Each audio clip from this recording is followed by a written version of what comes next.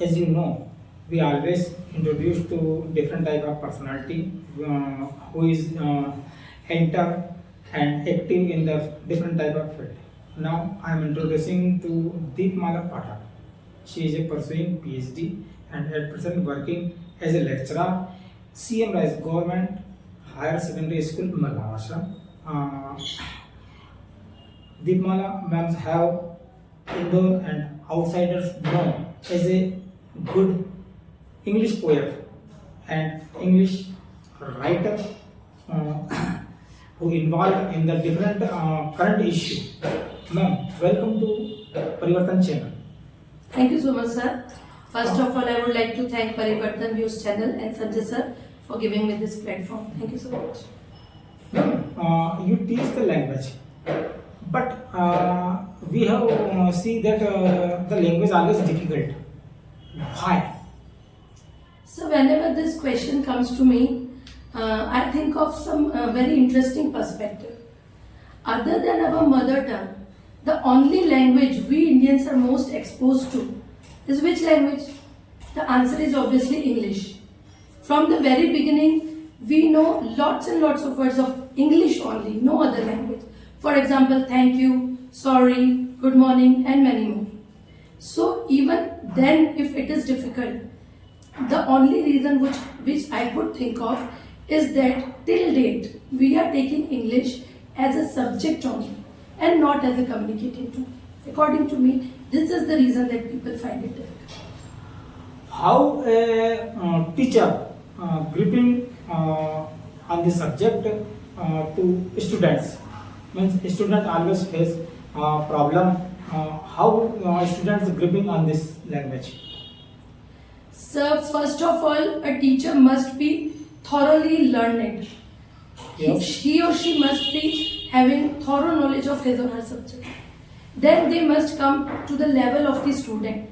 Whatever knowledge you are having is useless if you can't give it to your students. You have to come down to the level of your students, the level at which they would be able to understand. Then only it will be delivered properly. But we are seeing many schools have English teachers post vacant and guest teachers are teaching. They have no thorough knowledge. Now in this condition, don't you think it is unjust to students? Sure, sir, you are absolutely right. The same reason, I would repeat again, that because of colonial rule, Yeah. more than half of the world is being ruled by Britishers, and they have influenced they have impacted through their language all over the world. So English has become very important. But since Britishers have ruled us, we have this feeling of hatred or displeasantness within us. But we must understand that English is not being spoken only in Britain, but in most of the other part of the world as well, such as Canada, US, and many more. So if we take it as a communication tool and not just as a subject, then obviously, and we have to start it from the very beginning, from primary classes itself, because language is something which is acquired. You can't have a mastery in any language in 1, 2, 3, 4 days only. It takes years and years to acquire a language because any language is very vast. So I think from the primary level, if we start teaching in a good manner, then English acquisition wouldn't be a problem. It would be a piece of cake. But we are also looking discrepancy that lots of students, you can say many students have only target that they are get passing marks. They are not also interested to gripping on this subject. Now, what do you say? Sir, actually, many people criticize this marks thing. Okay, marks and all are criticized by everybody. They say that students should not be judged upon marks. But according to me, marking is having no fault. Actually, in sports, in beauty pageants, everywhere, people are judged by marking. The main thing is we must change the criteria. The 4 basic or fundamental criteria of assessing English language is listening, speaking, reading, and writing. If we change the criteria and if we give equal weightage to all these fundamental basic things, then obviously students would be interested because they will be learning something practical.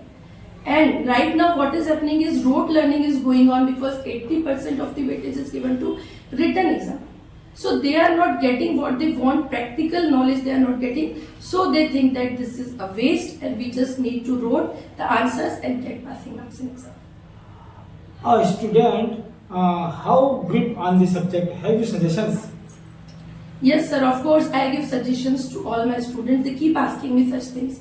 Many students are highly interested in spoken English, but they can't. So I keep suggesting them. First of all, for enhancing these four skills, you must keep listening to any of the English news channels, to any of your favorite serials or movies. No issues. You can listen to anything which you could comprehend. You have to start with an accent which is simple, maybe an Indian accent. Okay, and then after listening, always try to pick out the new words which you think you don't know the meaning of and which could be used in day-to-day language, and try to utilize them. If you utilize at least one new word daily while speaking, in 1 year you would be able to learn 365 new words. Even if you remember 65 words out of them only, then also your vocabulary would increase like anything and you would be very good at spoken English. But it is hurdles that some words have many meanings, like fine. It is used in the three. Such type of dilemma, illusion, create troubles. What do you think about it? Sir, actually, if we go from the old English to middle English to modern and postmodern English, English is the only language which has taken 60 to 70% of its vocabulary from various languages like German, French, Latin, Arabic, and even Sanskrit. And only 30 to 40% of the language is native. So I think we should appreciate the beauty of English language. That is, it has imbibed the words from almost all the languages and make it her own. So obviously, instead of taking it, saying it as a funny language or taking it as a trouble, we should enjoy the fun. That by learning only one word, we could utilize it at several places because it is having more than one meaning. For example, arms. If we talk about arms, arms is these arms as well as weapons. Okay, so I think it is the beauty of English language. So it is not a trouble, and if we go through thoroughly, we would definitely enjoy it. Now, madam, my loaded question and important question that what is the role of English in the career in the life progress pattern? Sir, as I've already told you, English is the most influential language because of the colonial rule for 200 to 300 years. So more than half of the world is speaking English. So obviously for any of the jobs outside India, English would be a must. English has become a global lingua franca for commerce, for tourism, for aviation, for entertainment, for internet and many more. So it is a language which is a global communicator. We have to have this language for any of our careers. And secondly, if we talk only about India, we know that India is a diverse country in every aspect including language. So it is having more than 122 languages and about approximately 1652 dialects. So we don't have any common language through which we could communicate within our country. So English is the only common linked language through which we could communicate in our own country. So for getting jobs abroad or within our country in any of the fields, English is something which is a must. Even in teaching, it is a must. Because if most of the teachers, they are very good at their subject, they are masters of their subject, but just because of lack of spoken English, they don't have confidence. We have to accept that English is having that influence, that we must be able to speak English to show confidence in our personality. And because of that lack of confidence, they don't get the jobs which they do actually deserve. So I think English is a must for any and every job inside India and Now we are watching that many women, especially working women, want progress in the society. So they are joining the English class. Have you suggestions for them? Because they face many friends like home, children, then their job. Now in this condition, how she can grip? So, spoken English classes are good initially, so that you could get familiar with the language, some of the words, some of the ways and techniques. But for any language to acquire, you have to be persistent. Perseverance is the key. You have to keep practicing. If you want spoken English, you have to keep practicing. How have we learned our own mother tongue? By listening and then speaking it. So it is very important. You have to keep practicing. Even if someone is saying that they will teach you spoken English in 4 months, what they mean is that they will familiarize you to the words, techniques, all the things. But then you have to have practice all the time. Then only you'll be able to speak it. As much as you practice, as much as you give yourself the environment of spoken English, you would benefit yourself. For them, what is For the, each and every single personality. For them also. What is the essentiality of grammar for working women? So actually, if it is about formal work, grammar is the most essential. And otherwise also grammar is important. Why it is important? Because to convey the appropriate meaning of what you are saying.